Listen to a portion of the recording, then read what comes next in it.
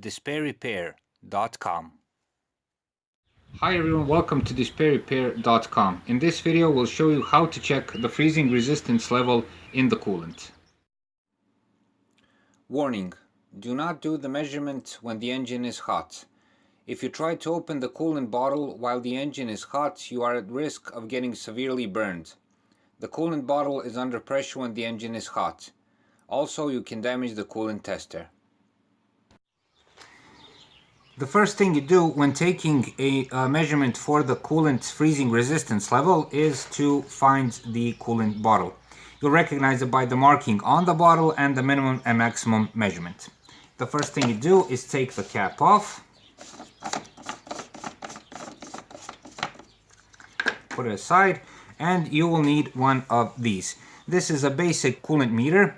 You can buy this for something like 20 bucks at every car parts shop. It's very useful and it's pretty accurate. So it works on a suction principle. So you press this balloon up here. When you let it go, it sucks in the coolant and makes the measurement. So we press the balloon, put the nozzle inside the bottle and let it go. As I've said, it works on a suction principle.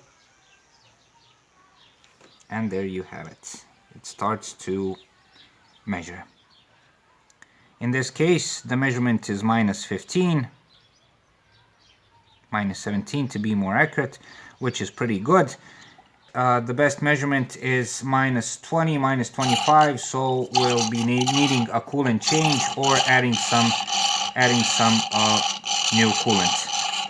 Once you've done the measurement, return the coolant from the meter back in the bottle and put the cap back on.